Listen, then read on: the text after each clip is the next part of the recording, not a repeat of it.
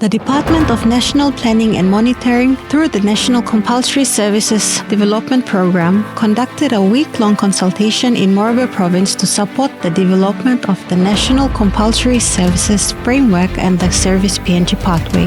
The consultations focused on understanding existing youth development initiatives, their government structures, operational challenges, and the contribution toward addressing youth unemployment, discipline, leadership, and productive citizenship in Papua New Guinea. The overall goal is to develop a coordinated national approach that bridges education and nation building while producing a disciplined, ethical, entrepreneurial, and patriotic generation of young Papua New Guineans. On Tuesday, the team met with the Morobe provincial government to discuss youth-focused initiatives. We stand ready to support the secretary and the team. It's a nice policy. We've got to change the mindset of the youths. Bloody happy go around on the 1 meter. A boombox generation, today they call it a boombox generation. This is the generation that we must avoid. Whatever that we do it for the next generation.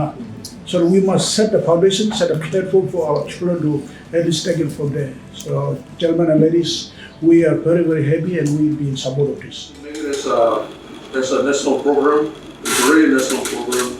We'll factor it into our budget system and identify partnering agencies like yourselves to really do that. And Morobe, you are already on, and we want Morobe to be the champion in this. And if we can get the biggest province in the country champion in this on another province, the team also visited the PNG University of Technology to learn about the Joint Forces Academy and PNG Unitech Boot Camp initiative. And in the end, we saw that this training actually helped students to stay away from deviant behaviors. And on record, none of the students who attended the military boot camp was referred to USDC, our disciplinary committee. None of them. This boot camp taught me so much. Time management, personal hygiene is priority, and academic-wise, it boosted me. On Wednesday, consultations continued with the Joint Force Academy, where discussion focused on training structures, operational requirements, and the potential expansion of similar programs into schools nationwide. Countries who have really seriously invested in the youth population are reaping. What we call, in policy terms, there's a term they call the demographic dividend. The demographic dividend is the dividend that return on an investment if we do right by investing in youth. So when we run those boot camps, we identify and then they themselves use it. Alongside inspections of training facilities and infrastructure. On Thursday, the team visited Boys Town to observe juvenile rehabilitation and vocational training programs. Teachers on the payroll, so running program, so we need, that's our need in terms of feedback training.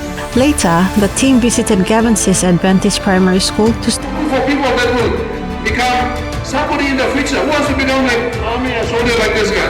Let's get it up.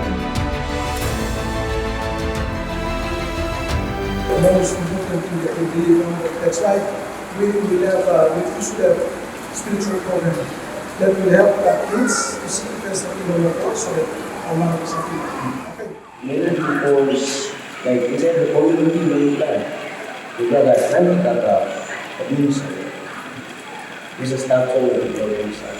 When you come here, when you go in Kakao, spring, necessary. On Finder also helps to do like technical skills. It also we go for camping, and through those camps we learn many things: how to tie knots, how to make furniture from what resources that we have. On Friday, stakeholder presentations were held at the PNG University of Technology, where the PNG National Research Institute, Papua New Guinea Defence Force, PNG Unitech. The trend that we are in today is basically because we've ignored serious investment in the youth population. The PNG Defence Force proposes a strategic framework to address the country's growing youth bulge through National Compulsory Service Initiative. Ownership, 94% have indicated they have family-owned land, and 5% do not have family own land. And again, that 5% is something that's growing. That we're finding that young people are landless as much as we say we are landowners. The military boot camp was initially trialed back in 2017 and 2018 during the annual orientation and registration that the university conducts. Priority goes to first year students. Basically, we want to make a fresh start when they come in directly from the secondary schools. We talk about young people, youths, those who live tertiary education, who are qualified academically, intellectually, but they have nothing to do. These are different classes. Then we have elementary to secondary dropouts. They are another cluster. Others, and the third cluster is those who don't want to continue to school.